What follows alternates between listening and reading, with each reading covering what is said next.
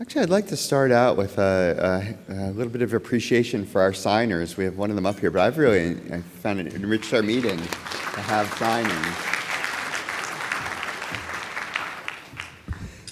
So I don't know what you felt like at the end of yesterday, but I felt like I had seen so many wonderful ideas and had so many conversations and met so many great new people, and it was just a really good kind of exhaustion at the end of the day. And hopefully you all had a good rest. And here we are to continue the arc of the program we're on together. So I just want to remind you where we've been and where we're going. Yesterday was really planned to get you to know each other and to get to know the ideas in the program and start thinking about the kinds of expertises we have in the room to work with.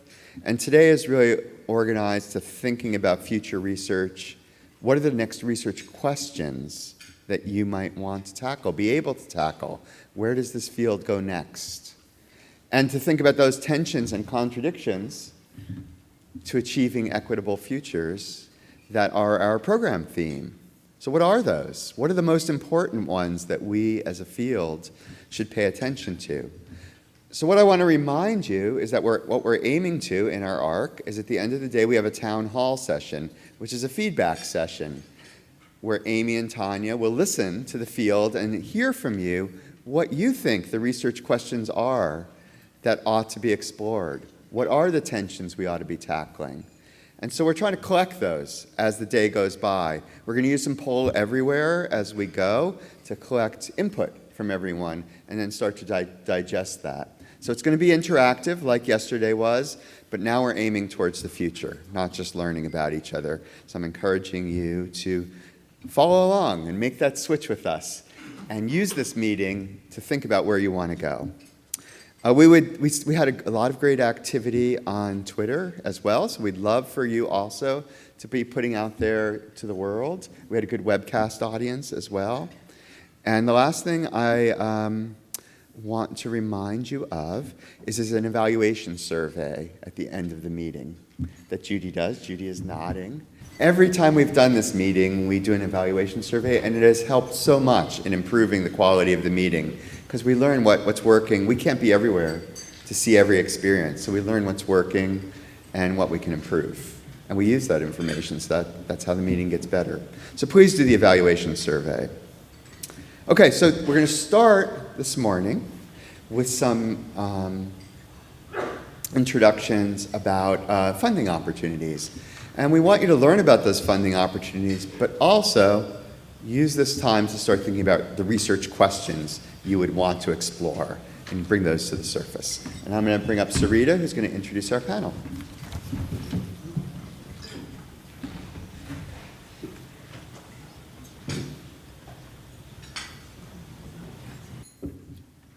Good morning, everyone. Bright and early. Hope you all had a great day yesterday and a good evening. As I start, I'm going to ask our panelists to make their way up onto the podium and get seated and settle themselves so we can go right into their remarks. Just reminding you again, as Jeremy just did, we have this hashtag for Twitter, NSFCL19. I hope and we've seen some wonderful pictures and images and texts and stuff from people, so keep that going. You're really helping us tell the arc of the story that is happening here over the next 2 days, over the last 2 days, to yesterday and today. Amy made it a point to mention all of the program officers who were involved with Cyberlearning yesterday.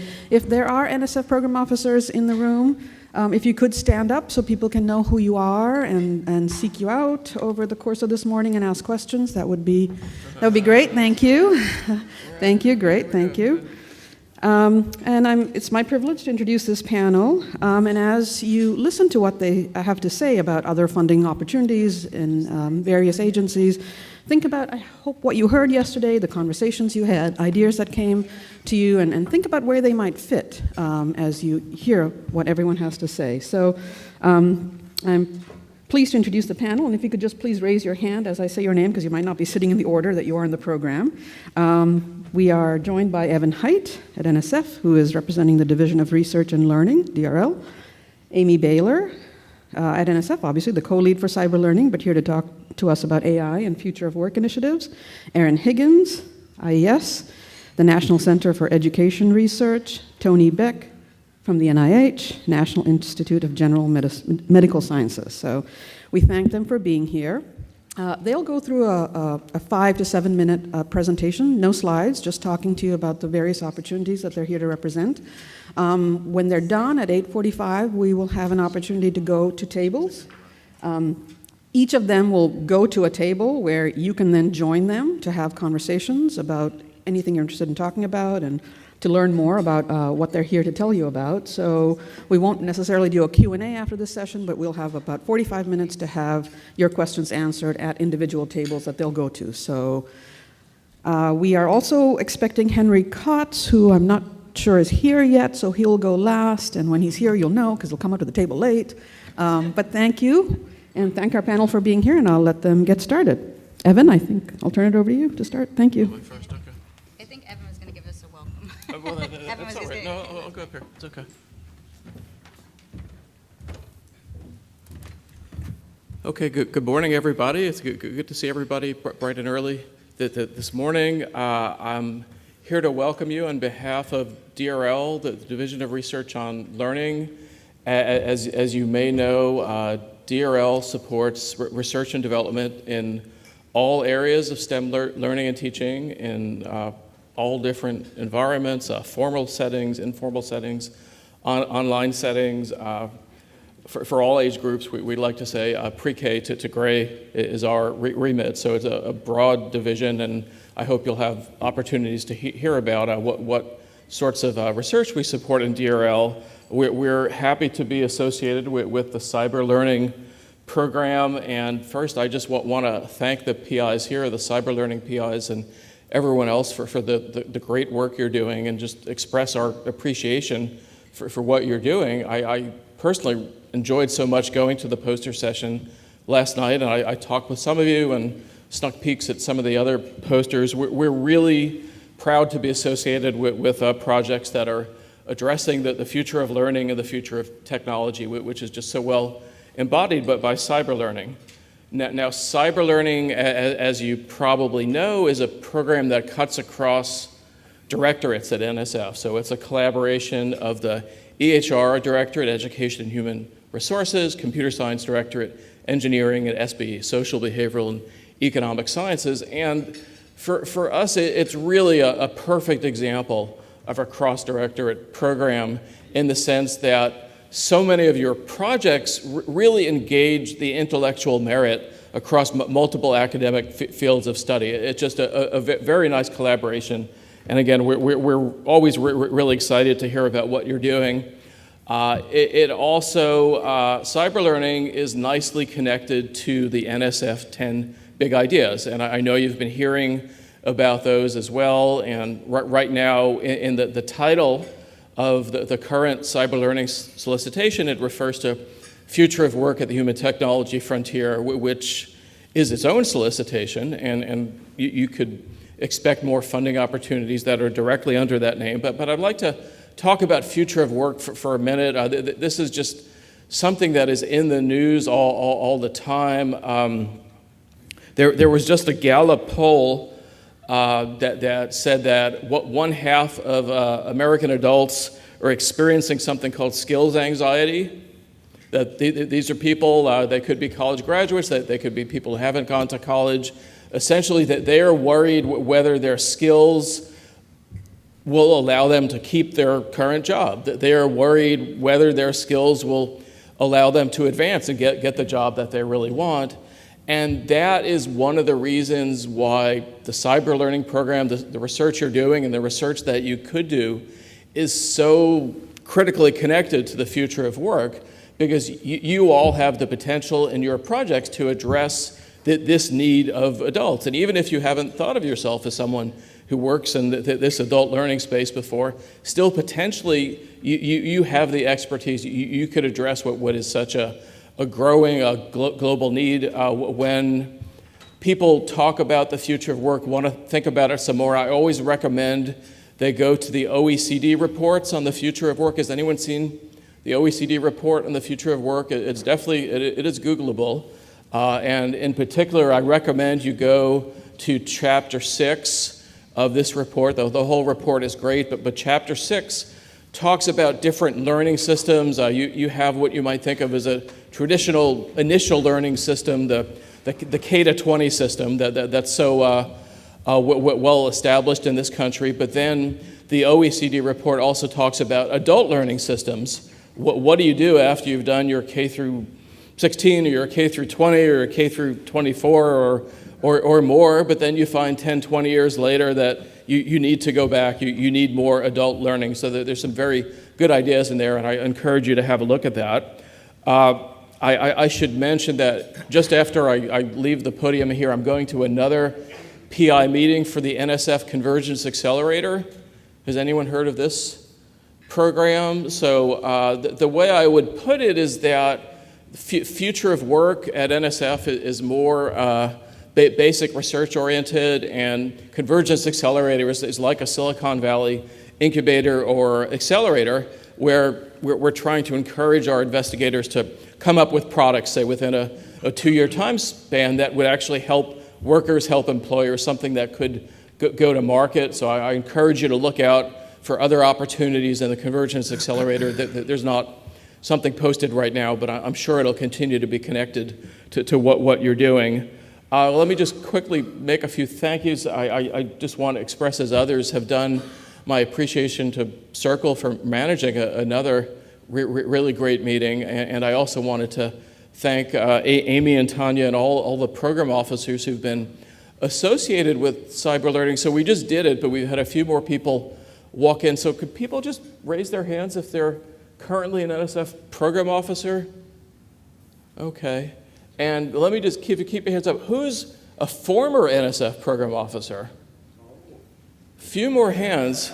So let me just say, well, thank you, everybody. But let me say that being a program officer at NSF is a really nice opportunity to contribute to the field, to really show national and international leadership for a scholarly field.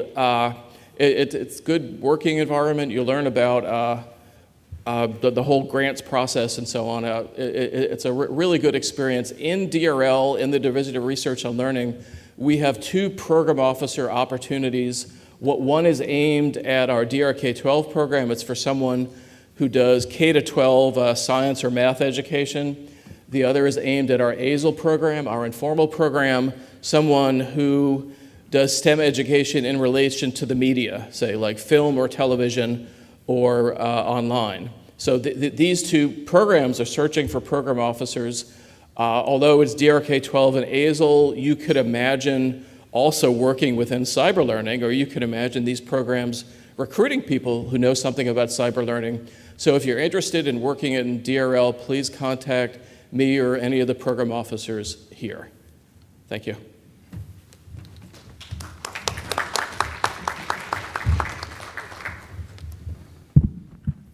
Hi, I'm Henry Kautz. I'm the Division Director for Intelligent Information Systems, IIS. So I'm very pleased to be here to welcome you. My own area is artificial intelligence, and I really look to you as people who are going to help solve 2 massive problems. The way technology is used in K-12 education is broken. I'm sure you're all aware of the many studies that show that when laptops and iPads are thoughtlessly dumped into classrooms, students' understanding actually goes down. We need to really rethink how we use technology in K-12 so that it's not a matter of trying to save money through some shortcut, but as a way to really deepen student engagement and understanding. And that requires fundamental research. And that's exactly what we do here in this NSF program. Another place where education is fundamentally broken, as you're all aware, is college. The idea that everyone in the country should simply go from high school to spend 4 years at an elite college, completely disengaged from real-world work, and then enter the workforce and never cross the threshold of an educational institution again, is over. It's going to take a few years for most of the colleges and universities in this country to catch on to that message, and a few, on the basis of their name and their deep pockets, will continue. But as we know, the world is changing in a way that education is a lifetime process, and that the idea that education is separate from doing is just wrong.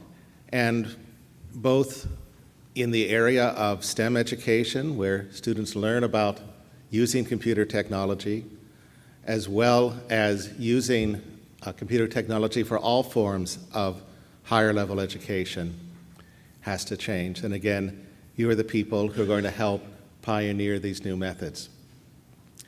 So thank you again for engaging with this program. I've been at NSF about a year and a half now, and I tend not to be a fan of faddish, convergent research. I'm often the person in the room who's saying, you know, we need this more core research. All this talk of convergence is nice, but it's can be kind of superficial. But this is a program I really believe in, and this is a program I think is going to have some of the biggest impacts on our country. Thank you. Hi. Yeah, that's fine. We're fine. Hi. So I'm Amy Baylor again. Saw you all a few times yesterday. So we did have a session yesterday on the future of work, big idea. So I wasn't going to talk about it a lot. I just wanted to give sort of an overview of it for those of you that weren't at the session and might be interested in it, because as you can see, everyone from NSF keeps talking about these big ideas. Oh, I wasn't on. I'm really loud. I scared myself.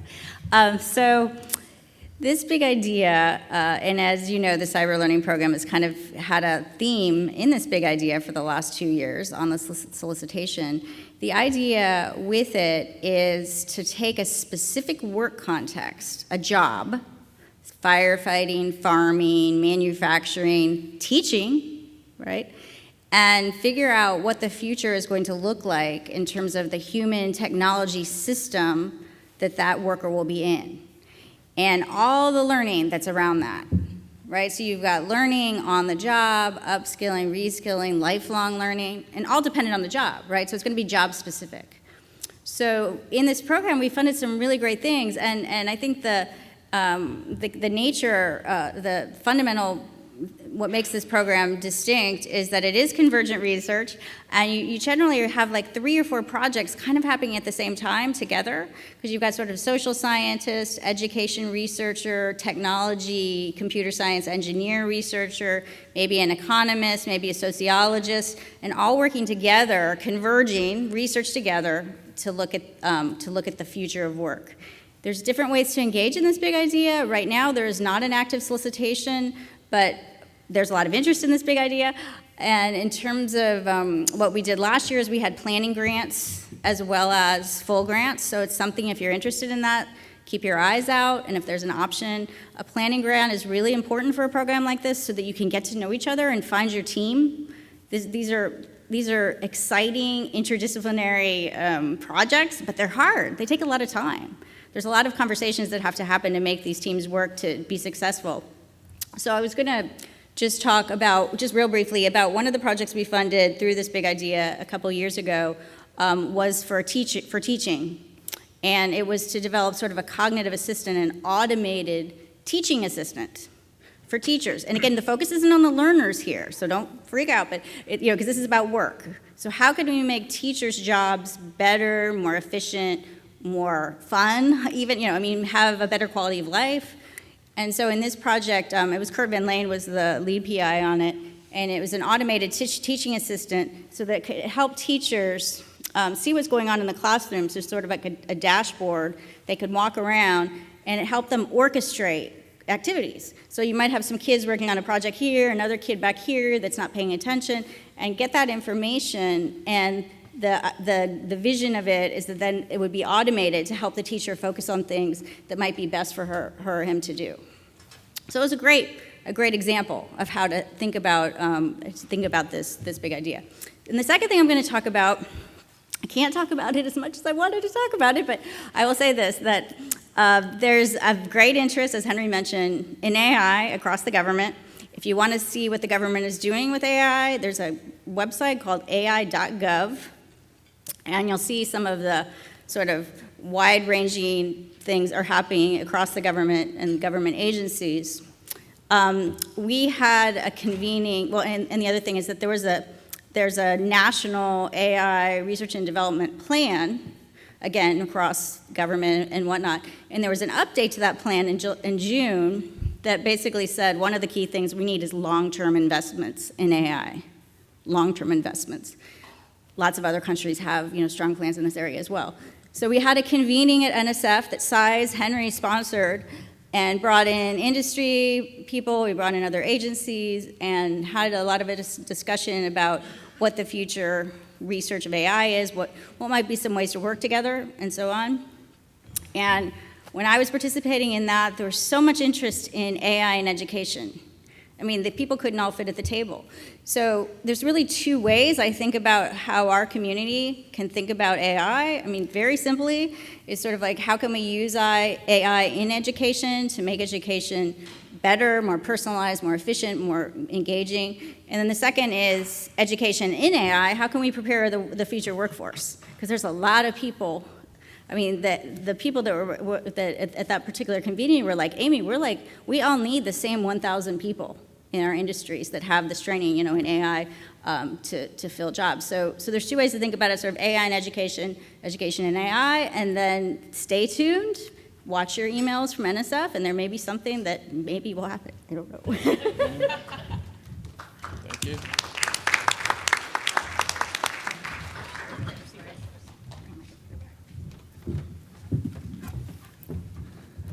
Good morning. We're going to shift gears now and talk about non-NSF government funding opportunities. So I am from the U.S. Department of Education, and specifically I'm from the Institute of Education Sciences. How many people have heard of the Institute of Education Sciences? Oh, wow, that's great. Sometimes I come to events like this and it's like a couple people in the front.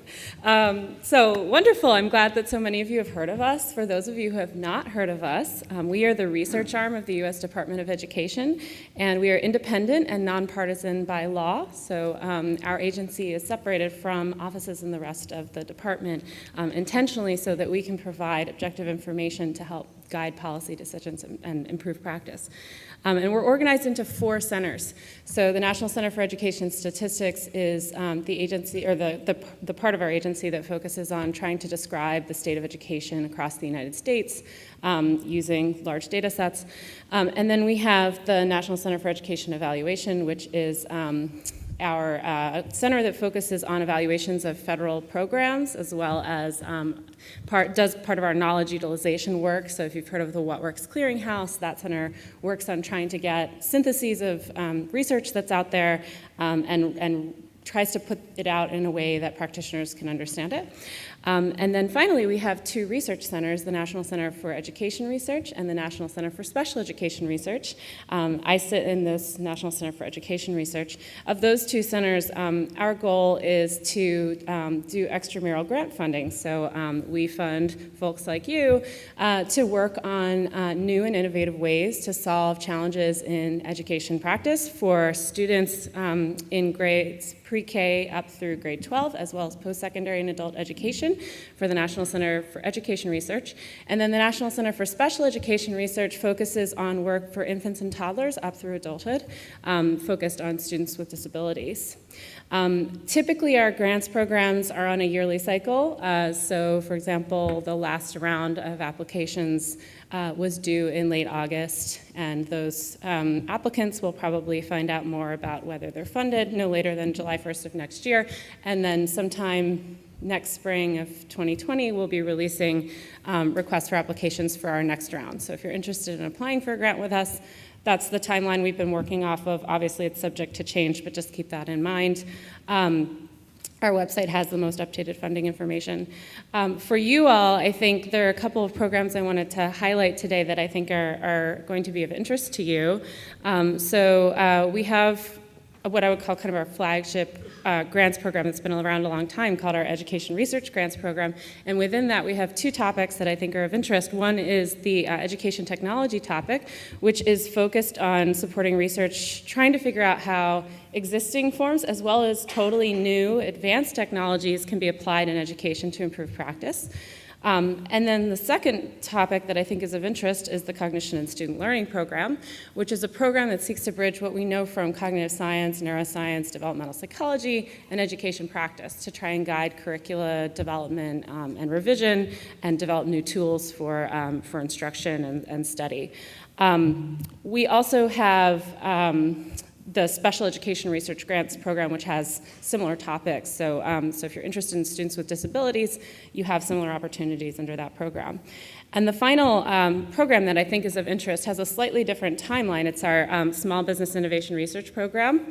And this program is focused on innovative product development, research, and commercialization of products for small businesses. And that program, like I said, has a slightly different schedule. Typically, the request for proposals comes out sometime in the winter with a quick turnaround time after that to find out if you've been funded. So keep that in mind. And again, that you can find that on our website. So our website is ies.ed.gov.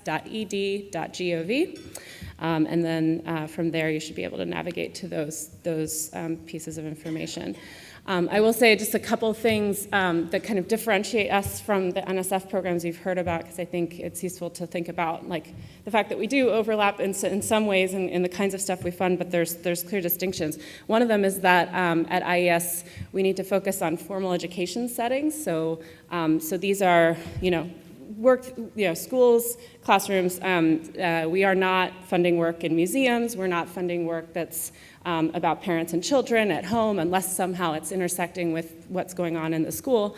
And then that also means that the kinds of outcomes that we're focused on are those outcomes that are important to teachers and students, right? So reading, writing, and STEM achievement outcomes that are typically used in school settings. So keep that in mind when you are thinking about putting something in for us and trying to figure out, how you situate your work within IES versus NSF, which I think is a little bit more open about what you can come in with. So I'll stop there. Thank you.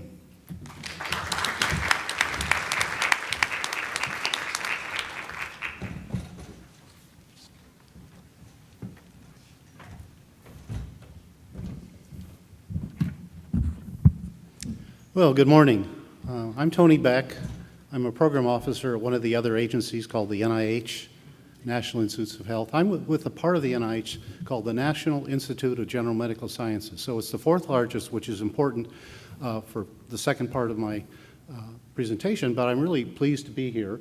This is a very exciting area of learning because clearly, the current generation of kids from pre-K to high school, put them in a classroom with an outdated book and a teacher that may not have a lot of teaching skills, it's going to be tough. So I want to talk about two programs. One targets pre-K to grade 12, and then there's both classroom, the formal, informal, outside the classroom. And the other part, which was added in the mid-90s, is Science Center Museum projects. So how many of you folks are working pre-K to grade 12? Okay, think about what you could do in 5 years with $1.35 million. That's what the SEPA award is. The program was started in 1991 by the NIH because they realized that there was no diversity in the workforce. And we realized that, workforce diversity equals creativity. So they created the program, and it's fun because the subject matter is anything the NIH funds. And a decade ago, there was this line in the sand, NSF Hard Science, NIH. Now it's very vague. We fund technology, nanotechnology, and so on. So the subject matter, as I mentioned, is very broad. And the target audience is pre-K to grade 12. We're really encouraging a project with earlier student learning. And the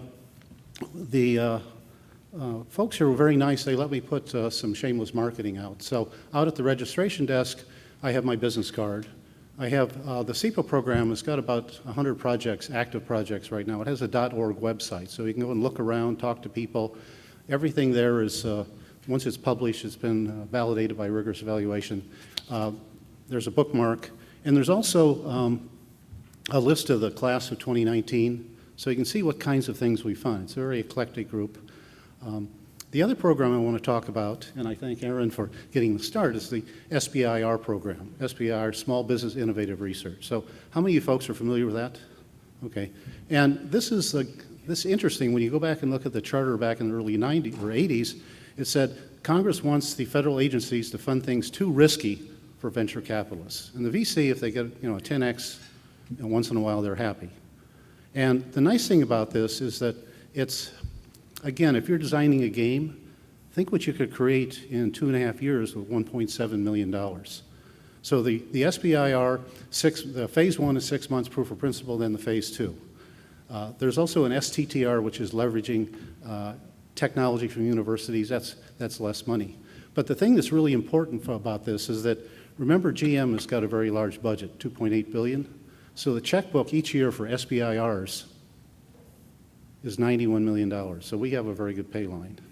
The other part of this that's, I think it's really important is that within the SBIR program, IES has their own, but there's something called the omnibus solicitation. So it covers a lot of agencies.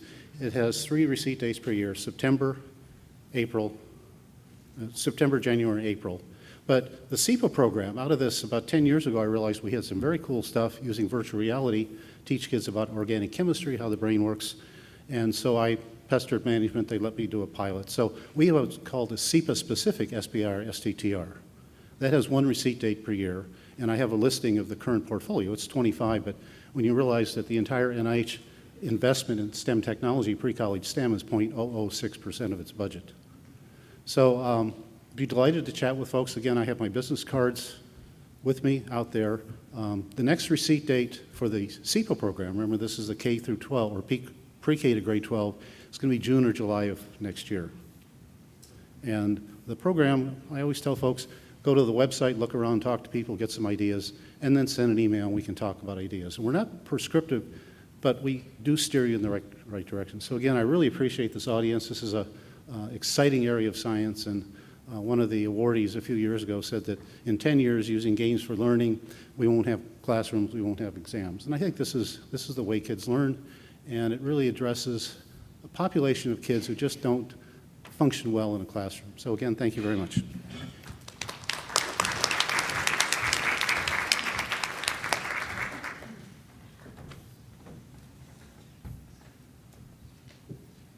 Thank you again to our panelists, to all of you. You've given us a lot of food for thought, lots of opportunities that people might want to consider. As I said, as you spent the day yesterday and probably overnight ruminating about the sessions you were in and what you heard and ideas that may be percolating for you, think about where those ideas might fit. I'm going to ask our panelists to stay up here for a moment as my colleague Sherry comes up to explain what we're going to do next, which is in part to have each of our panelists go to a table where you can then join them and have conversations and ask questions. Unfortunately, Evan Haidt can't stay with us, but our other 4 colleagues, Henry, Amy, Aaron, and Tony, will be at tables.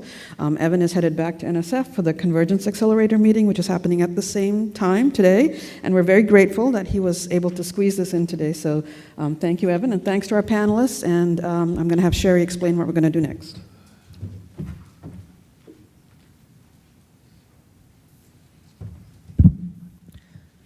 Okay, so we're going to have you engage with some future research issues and funding opportunities now, as Sarita mentioned. So our panelists can actually take their table tents, and they are going to select a table. They're going to disperse themselves among the audience, and so then you can self-select who you'd like to speak to. Our NSF program officers that are in the audience who had raised their hands earlier, they are also going to be given table tents, and they will also be available for you to go to and speak to. And so this is a really good opportunity to generate some research questions inspired by everything that you've heard and learned about so far. It's a great opportunity to kind of talk with the program officers about your potential research questions and what might be a good fit for what you would like to research. After that, at about 9:15, 9:20, we're going to do a poll everywhere. And so that question that we want you to keep in mind at 9:15, 9:20 will be, What is a priority research issue for this research community over the next 5 years? And so we'll be putting that up around 9:15, 9:20, and then give people a chance to come up with one or two at your tables to vote on. So just keep that in mind as you guys all discuss at your tables. And you... Yeah, face that way.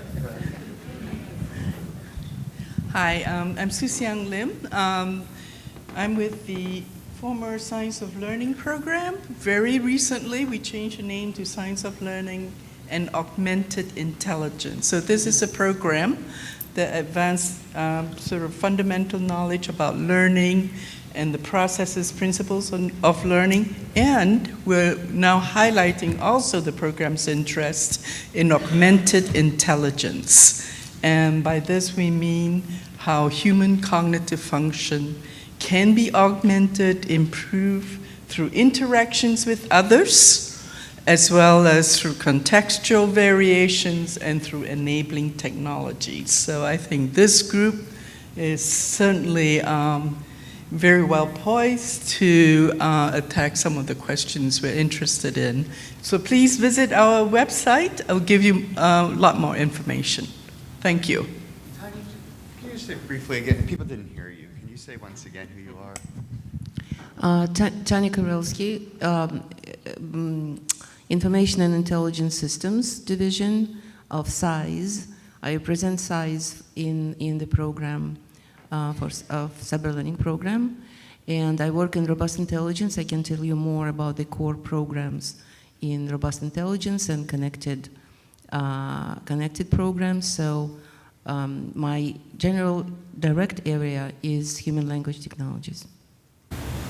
Okay, so now that all the program officers will disperse, you can move around to where you want to talk.